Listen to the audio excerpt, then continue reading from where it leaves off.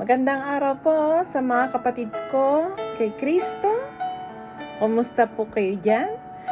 Ganon din po sa mga kapatid ko dyan sa Camp Karingal, Quezon City Female Dormitory sa pamumuno po ng ating warden na si Madam Maria Lourdes Passion at ganon din po kay Madam Erlinda Turaray at sa lahat ng mga pamunuan at ganon din po sa mga kapatid at mga kaibigan po natin.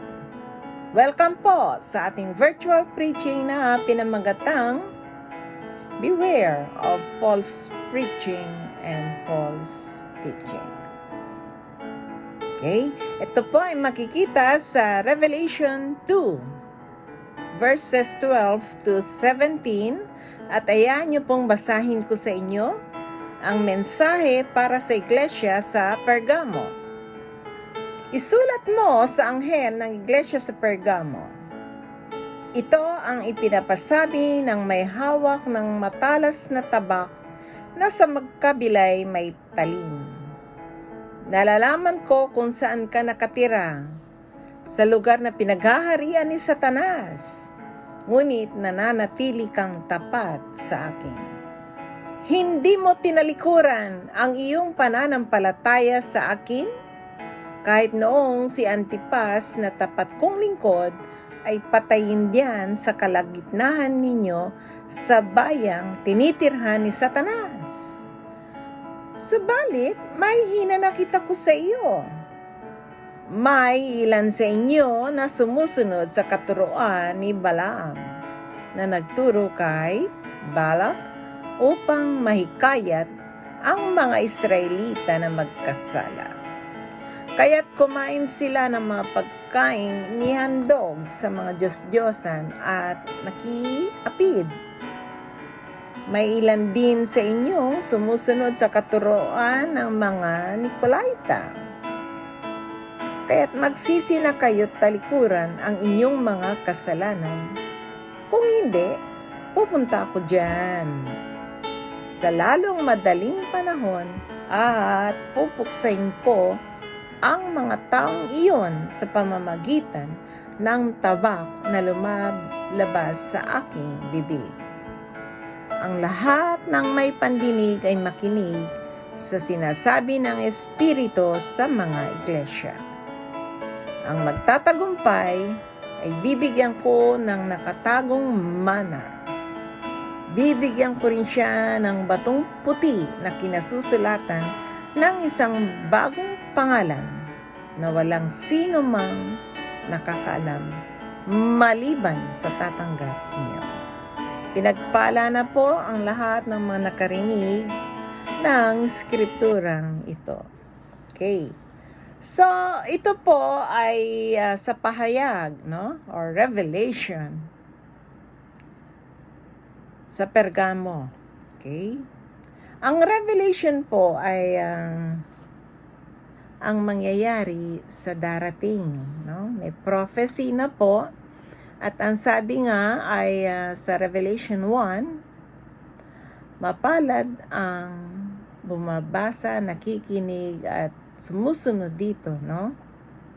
Sa mga propesiya na nakasulat sa pahayag, dahil ang sabi, the end is near. Malapit na ang wakas. Ito pong pahayag na ito ay binigay ng Diyos Ama sa kanyang anak na si Jesucristo at ibinigay naman sa disipulong si John. Okay. Si John po ay nasa island ng Patmos nang ipinahayag ang mensaheng ito. Mensahe po sa 7 churches at sa ating mga nakaraang preaching ay atin na pong napag-aralan ang Laodicea, isa sa mga church na kung saan ay maligamgam, no? Dating mainit tapos naging maligamgam. Sabi nga ng Diyos, pag maligamgam ka, ay kanya kang isusuka. Either maging mainit ka or malamig. Huwag kang gigitna, no? At ang pangalawa ay dun sa Ephesus. yung simbahan sa Ephesus na kung saan mainit ang mga miyembro, kaya lang bigla silang nanlamig o nawala yung kanilang pagiging mainit. So, winarningan din sila ng Diyos na maging mainit muli. At ang pangatlo, yung Smyrna, ay ito po yung mga pinahirapan, no? Nakadaras ang paghihirap dahil sa pananampalataya sa ating Panginoong Hesus. At ngayon ay itong pang-apat ay ang simbahan o iglesia ng Pergamo. Okay. So, ang sabi po, sino po ang nagsasalita dito kung hindi ang ating Panginoong Hesus na ang sinasabi nga dito ay ito ang pinapasabi na may hawak ng matalas na tabak na sa magkabilay may talim. Ang sinasabi pong tabak ay salita ng Diyos. So, itong tabak na ito ay may dalawang talim, no, sa magkabila. Sabi nga, ang tabak na ito, ang salita ng Diyos ay very powerful, no? At tumatagos. Totoo naman yung mga salita ng Diyos, no? Tumatagos po yan pagka yung sa ating puso, lalo na't pag alam natin na tayo ay nagkasala. Okay? At ang sabi nga ay very powerful kasi sa salita ng Diyos, pag ikaw ay hindi sumusunod sa kanyang salita, at the end ay parurusahan ka, mapupunta ka sa impyerno. Pero doon naman po sa mga nananatiling tapat, ang salita ng Diyos ay may kapangyarihang nadalhin tayo sa eternal life with God sa heaven. Okay? So, ano po yung mensahe? Sino pong kausap? Ang kausap po dito ay ang iglesia ng Pergamo. Ang sabi niya, ang lugar na ito ay pinaghaharian ni Satanas. So, yung syudad po ng Pergamo ay marami pong mga makamundo, no? Nandun po sila yung naka-attach, naka-focus sila sa mundo, doon sa mga possessions, sa pleasures, mga kasiyahan na alok ng mundo. Nakakalimutan na po ang ating Diyos. Okay? At bagamat yung Pergamo na yan ay marami po doon yung mga tukso, no? Itong sa paligid noon, itong Pergamo ay yung mga miyembro po ay nanatiling tapat sa ating Panginoong Hesus. Naging tapat po sila at hindi nila tinalikuran ang pananampalataya, no? Kahit nandyan na yung maraming tukso. Sabi nga, hindi nila tinalikuran ang pananampalataya paris ng kay Antipas na si Antipas, ang sabi nga ng ating Diyos, siya ay tapat niyang lingkod. Ay napakasarap po na sabihin ng Diyos sa bawat isa sa atin, tayong mga tapat na lingkod. Nais ng Diyos ang lingkod niya ay tapat. Tayo po ba ay nananatiling tapat? Okay. At hanggang kamatayan itong sa Antipas, hindi niya po dininay ang kanyang pananampalataya sa Diyos. Sa kabila ng maraming mga makamundo sa paligid niyo. Di po ba ang lakas po ng hatak ng ng bagay na makamundo, no? Andiyan yung pag-inom ng alak, ano pa yun, drunk, ang sabi nga ho nila, yung pagsusugal, no? Pakikiapid. So, yung iba, very busy, mga nagbebenta ng kung ano-ano, kahit illegal para lang kumita ng pera. Masunod lang ang layaw, no? Ang nais sa mundo. Okay. So, ito pong Pergamo ay sabi nga ay naging tapat na pananampalataya. Ngayon, ito naman po ang nakita ng Diyos na hindi maganda. Sa verse 14, ang sabi po ay, "Subalit may hinanakit ako sa iyo. May ilan sa inyo na sumusunod sa katuruan ni Balaam na nagturo kay Balak upang may kayat ang mga Israelita na magkasala." Alam po ninyo itong si Balaam, siya po ay isang propeta. Kung mababasa po natin sa Biblia na minsan nilapitan po siya ng hari ng Moabite na si Balak, ito nga po, para sumpain ang Israel. Subalit, sa una, tinanggihan ni Balaam. Pero yung pangalawa, medyo naiba na po, no? At tinuruan siya mismo ang nagturo kay Balak, na kay hari ng Moabite, na hikayatin, no, ng mga Moabite, ng mga kababaihan, ng mga kalalakihan na magkasala. At hindi lang po yun, no? Ang mga kasalanan ginawa nila ay akitin sila, no? Para sa pamamagitan ng, alam niyo, yung sexual immorality. At noong araw po ay forbidden sila na makipag-asawhan sa mga pagano. Ang mga pagano na to ay marami po silang Diyos-Diyosan. Okay?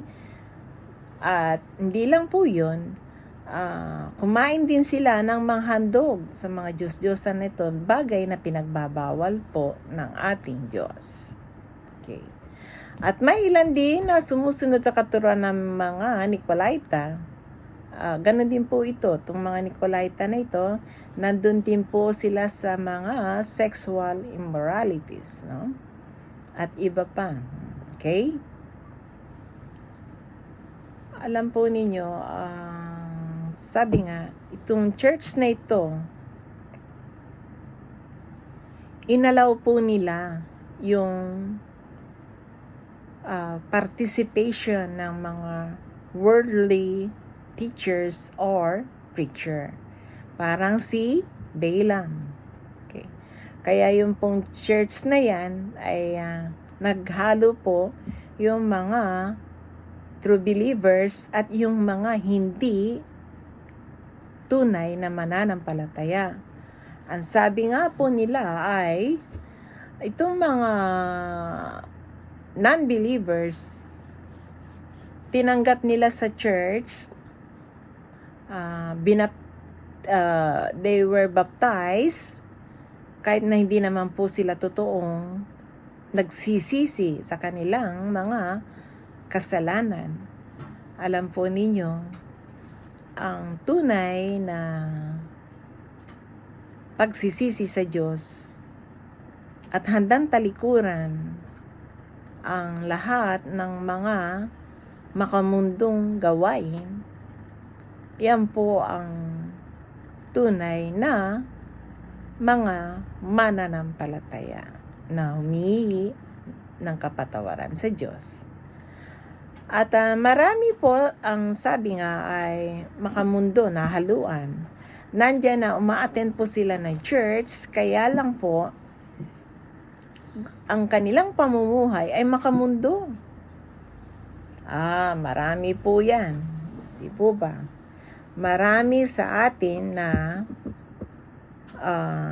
nagsisimba, kaya lang hindi naman pala totoo yung kanilang heart sa Diyos, no?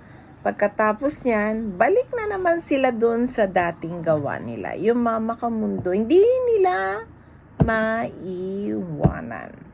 Bakit ba? Kasi nandun po yung iba talagang they find pleasure, no? Gusto ng kanilang laman at isipan at talagang yun ang gusto nilang gawin na alam naman nila na illegal. So, balit, kahit gumagawa sila ng ganon, ay pumupunta pa rin sila sa simbahan. Tandaan po natin na alam ng Diyos po ang ating mga iniisip, yung isipan natin, yung puso natin, no? Kung talagang tayo ay sa Kanya, tatalikuran po natin ang lahat ng mga yan, yung mga makamundo ng gawain na yan. Kaya nga, ito po yung warning ng Diyos sa verse 16, kaya magsisi na kayo, talikuran na ang inyong mga kasalanan. So, habang buhay pa po tayo, meron pa po tayong chance magsisi. Pag tayo po kinuha na, wala na. Hindi mo naman alam kung kailan tayo kukunin. Di po ba? Kaya ito po ang pahayag ng Diyos. Magsisi tayo at talikuran ang ating mga kasalanan. Kung hindi, sabi niya, pupunta ako diyan sa lalong madaling panahon at pupuksahin ko ang mga taong yan sa pamamagitan ng tabak na lumalabas sa aking bibig. Pag daw hindi po tayo magsisisi at hindi natin matalikuran ang mga kasalanan natin, sabi ng Diyos, pupunta siya sa madaling panahon at tayo ay kanyang pupuksahin sa pamamagitan ng tabak na lumalabas sa aking bibig. So, ang sabi nga po natin, ang tabak ay simbolo ng salita ng Diyos. Pupuksahin niya tayo. No? God's word has the power to give life and to kill. Not only our body, but also our soul. Ang tao kaya lang pumatay ng katawan, pero hindi nila kayang pumatay ng soul. Or kaluluwa. Subalit, ang ating Panginoon, just merely by His word, because that word is so powerful, pamamagitan lamang ng salitang yon, tayo ay mapaparusahan kung tayo ay hindi nagsisi at nanatili sa kasalanan. At yan ding, kaya nga dalawang talim, no? At ang salita ng Diyos ay mayroon ding power na iligtas tayo. Tayong mga tunay na mananampalataya na nagsisisi at tinalikuran natin ang ating mga kasalanan. Ay, magkakaroon ng buhay na walang hanggan. Kahit mamatay tayo, we will live in eternity with God because of the power of His word, no? His word has the power to judge. His word has the power to save us. Okay? At ang sabi nga, sa verse 17, ang lahat ng may pandinig ay makinig sa sinasabi ng Espiritu sa mga iglesia. Tayo po ba ay merong pandinig, no?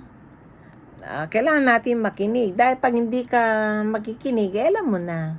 Kaya lahat daw ng mga may pandinig ay makinig sa sinasabi ng Espiritu sa mga iglesia. At para naman doon sa mga sumusunod, ito naman ang sinasabi niya. Ang magtatanggumpay ay bibigyan ko ng nakatagong mana. Bibigyan ko rin siya ng batong puti na kinasusulatan ng isang bagong pangalan na walang sino mang nakakaalam maliban sa tatanggap niyo. Kaya nga po, pag tayo daw ay magtatagumpay, bibigyan tayo ng hidden manna. Ito po yung bread, no? Matandaan ninyo yung manna na binigay ng ating Diyos sa doon kina Moses, no? Para sila ay mabuhay doon. Ha? Tayo ay bibigyan din niya ng nakatagong mana, at yan ay ang ating Panginoong Jesus. He is the living bread. Kahit kailan, hindi tayo magugutom. No? At ang sabi nga, yung batong puti, ang sabi ay, ano nga bang nakasulat yan sa batong puti? Ang sabi nga ng mga Bible scholars ay, number 1, pwedeng pangalan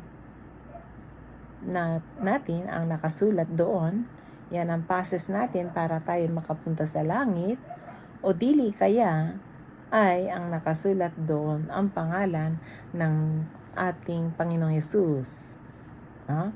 Na walang ibang pwedeng makaligtas kundi tanging ang pananampalataya lamang sa Kanya. Remember, ang sabi ng ating Panginoong Yesus, I am the way, the truth, and the life. No one comes to the Father except through me. Kaya, in summary po, wag po tayong maging makamundo. Yung pong mga sa church, no? Huwag po nating hayaan na makapagturo ng makamundo ang sino man, pastor man, o kung sino man, no? Ministro o teacher ng makamundo. Baka makahikayat siya dun sa mga miyembro ng simbahan. Pinakamalaga ay manatili tayong tapat sa Diyos, talikuran ng ating mga kasalanan, at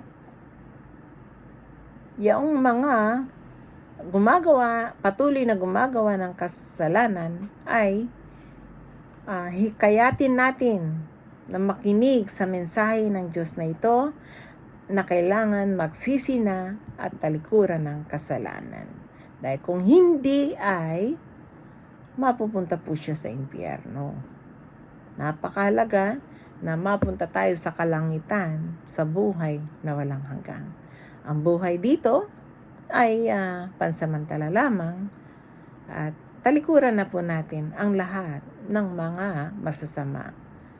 Kung tayo po, kayo pong mga kapatid ko na nakikinig, tayo pong lahat na sumasamba sa Diyos, alam ko po na tayong lahat ay tunay na mananampalataya, ang ating pagsisisi ay tunay, at kalakip nito ang pagtalikod natin sa ating mga kasalanan. At tayo po ay patuloy na manampalataya na si Jesus ang ating Panginoon at tagapagligtas.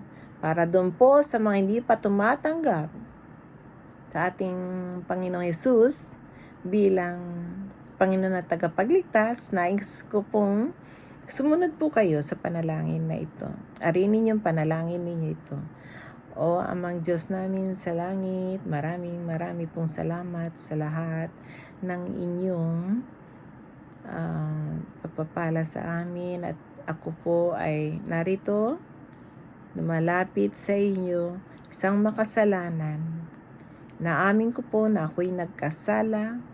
Humingi po ako ng kapatawaran, at mula sa oras na ito, ako ay maglilingkod sa inyo. Ikaw, Panginoong Yesus, ay aking Panginoon at tagapagligtas. Susunod ako sa lahat ng mga kautusan mo, sa lahat ng mga utos ng Diyos. Pagpalain niyo po ako. Marami pong salamat sa kapatawaran, at muli ikaw ang aking pinapupurihan at sinasamba. Maraming salamat. Ito ang aking samot dalangin sa pangalan ni Jesus. Tayo nga pong lahat ay manalangin at yumuko. Amang Diyos, tinataas ko po sa inyo ang aking mga kapatid na narito na tumanggap sa iyong anak na si Jesus bilang Panginoon at tagapagligtas. Dalangin ko ang patuloy, O God, na patnubay mo sa kanila, sa paglayo mo sa kanila sa anumang mga tukso, sa anumang mga gawa ng kaaway.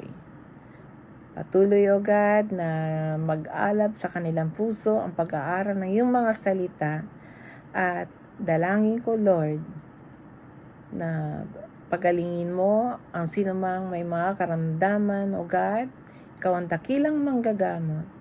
Lord, we pray in the mighty name of Jesus na ang lahat ay completely healed. In Jesus' name, Amen.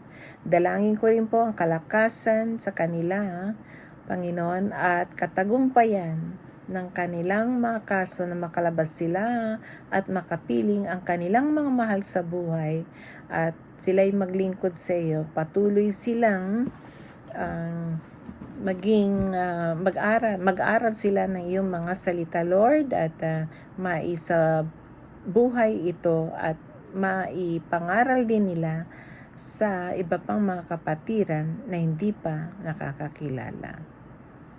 Maraming salamat sa fellowship na ito, ganon din sa pamunuan ng Quezon City Fed at sa lahat ng mga nakikinig at patuloy, Lord, na dalangin namin na matapos ang COVID-19 na ito. O God, to you nothing is impossible, Lord. You are only our hope. Thank you very much. And God bless each and everyone. May God's face shine upon you, keep you, and bless you. God bless in the name of the Father, the Son, and the Holy Spirit. Amen. Thank you very much.